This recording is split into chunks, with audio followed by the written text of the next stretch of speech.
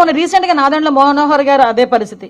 నేనైతే 2-3 సార్లు నా కాన్వాయ్ ఆపి నేను చూసుకున్న పరిస్థితి. సవితమ్మ అదేవిధంగా ఒక ఆపిన పరిస్థితి. ఎమ్మెల్యేలు అయితే కోకొల్లలు. నాకు తెలిసి మీరైనా ఎవరైనా మీరు వెళ్ళినా కూడా ఎక్కడైనా రోడ్ యాక్సిడెంట్ జరిగితే ఆగి ఎందుకు జరిగింది అనుకునే పరిస్థితి. అలాంటిది సొంత కార్యకర్త, నీ గురించి వచ్చిన కార్యకర్త నీ కారు కిందే పడి నలిగిపోతా ఉంటే పక్కకి ఇసిరేసి నీ కాన్వాయ్ వెళుతూ సెల్ఫీలు ఇచ్చుకుంటూ చేతులుపుకుంటూ వెళ్తున్నావంటే ఎంత నిర్దయ ఈ జగన్మోహన్ రెడ్డికి. మానవత్వం లేదన్న సంగతి చాలా క్లియర్ గా అర్థమవుతుంది కదా. ఒక్కసారి మనం కూడా ఆలోచన చేసుకోవాల్సింది, ఇలాంటి నాయకులు సమాజంలో ఉండొచ్చా లేదా అనేది కూడా మన రాష్ట్ర ప్రజలు కూడా ఆలోచించుకోవాల్సిన అవసరం ఉంది.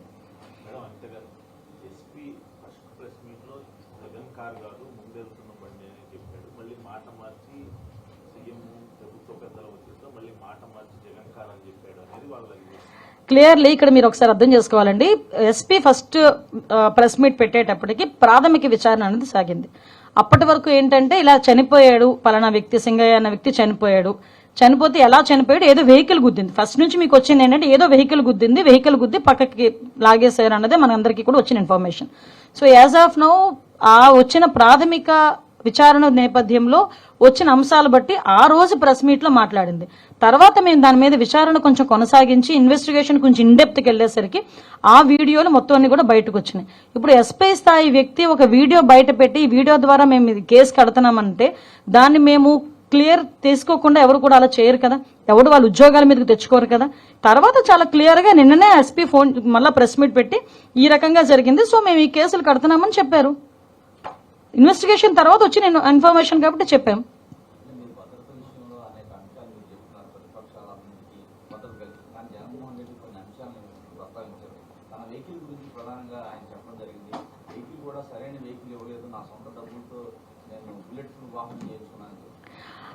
అండ్ వెహికల్స్ గురించి ఆయన మాట్లాడకూడదు, ఎందుకంటే లాస్ట్ 5 సంవత్సరాల్లోనే కూడా ఒక్క వెహికల్ కూడా కొనకుండా గడిపేశాడు. పోలీస్ వ్యవస్థను ఎంత నిర్వీర్యం చేశారో మనందరికీ తెలుసు. కానీ ఉన్న వెహికల్స్ లోని కూడా ద బెస్ట్ వెహికల్ నే ఆయనకి పంపించడం జరుగుతుంది. ప్రతిరోజు ఆయన ఇంటి దగ్గర మా బుల్లెట్ ప్రూఫ్ వాహనం, ఆ డ్రైవర్ కూడా పోలీస్ డిపార్ట్మెంట్ కి సంబంధించిన డ్రైవర్ ఉంటాడు కంపల్సరీగా.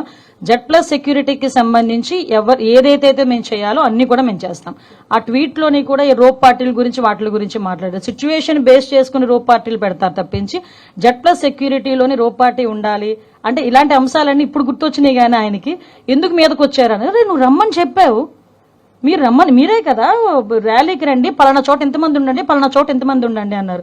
అక్కడ ఒక ప్రాణం పోయిందని తెలుసుకొని ఇంచుమించుగా నరసరావుపేట దాటిన తర్వాత పోలీసులు ఆంక్షలు విధించి కాసేపు మిగతా వెహికల్స్ వెళ్లకుండా ఆపితే అంబటి రాంబాబు గారు ఎంత సీన్ క్రియేట్ చేశారండి. అక్కడ ఆ పక్కన స్టాపర్స్ ని తీసి పడేసి లాగి పడేసి పోలీసులను తోసేసి, మీ నాయకుడి రక్షణ గురించే కదా మేము ఇక్కడ వీళ్ళందరినీ ఆపుతున్నాం. ఆల్రెడీ ఒక ప్రాణం పోయింది, అక్కడ 2 ప్రాణాలు పోయినాయి. అక్కడ కొంచెం ఆగండి, అతను వెళ్ళి పరామర్శించి ఆ విగ్రహ ఆవిష్కరణ చూసుకుని వెనక్కి వస్తారంటే ఒక్కరు వినలేదే.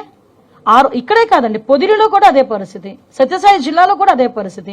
అంటే ఆయన ఏం చేస్తారంటే ఉన్మాదుల్లో ఉన్న వాళ్ళ కార్యకర్తలను రెచ్చగొడుతూ ఆయన మీదకు తీసుకొచ్చుకుంటున్నారు. ఈరోజు అతనికి బాధ్యత లేదా? ఈ రోజు ప్రతిపక్షాల గురించి మాట్లాడతారు.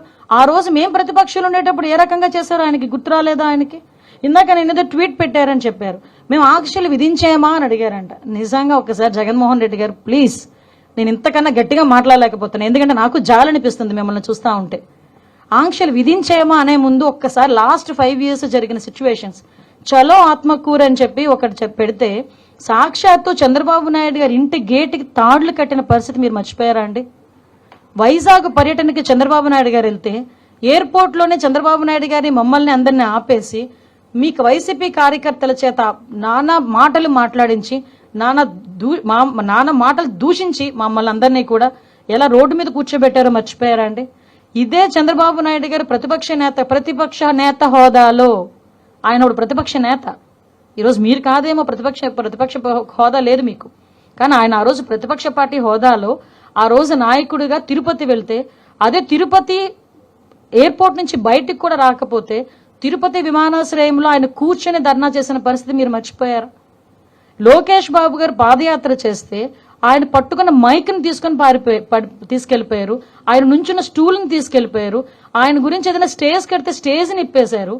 అంటే ఇవన్నీ మీరు ఎలా మర్చిపోయారు? అది కాక మా పార్టీ ఆఫీసుల మీద దాడులు, ఇవన్నీ మేము ఏదైనా కార్యక్రమానికి వెళ్తే మీరు ఇచ్చిన ఆంక్షలు ఇవి. ఒకవేళ కార్యక్రమం లేకుండా జగన్మోహన్ రెడ్డి గారు కనుక ఊర్లోకి వస్తున్నారు అనుకోండి, ఆటోమేటిక్ గా మా ఇళ్ళ దగ్గరికి పోలీసులు వస్తారు. నేను చాలా సందర్భాల్లో ఆ రోజు అయ్యన్న పాత్ర గారు అరెస్ట్ చేసినప్పుడు నేను ఆ ఇంటికి వెళ్తా ఉంటే దారిలో నన్ను ఆపాలని ఎంత ప్రయత్నం చేస్తే ఆఖరికి 2 వీలర్ మీద కూడా నేను వెళ్ళిన పరిస్థితి. అదేవిధంగా ఈ మైన్స్ కి సంబంధించిన వాటి మీద మేము ధర్నా పెడితే ముందే హౌస్ అరెస్టులు చేసిన పరిస్థితి. 5 సంవత్సరాలు ప్రతిపక్షంలో ఉన్న ఏ నాయకుడు నేను రోడ్డు మీదకి రానిచ్చారా? రోడ్డు మీదకి రాకుండా ఉంటేనే 41A నోటీసులు మా అందరికీ కూడా. ఇప్పుడు నా మీద 23 కేసులు ఉన్నాయి. 23 కేసులు ఒకసారి తీసి చూడండి, ఏ కేసులు ఒకసారి మీకే తెలుస్తుంది. చాలా మంది మీద కేసులు ఉన్నాయి. అంటే నేనేమంటానంటే ఈయన ఆంక్షలు విధించేనా అని అంత అమాయకంగా మాట్లాడుతూ ఉంటే నిజంగా చాలా బాధ అనిపిస్తుందండి. ఈయనకి నిజంగా మతిమరుపు ఏమైనా వచ్చేసిందా ఆయనకి?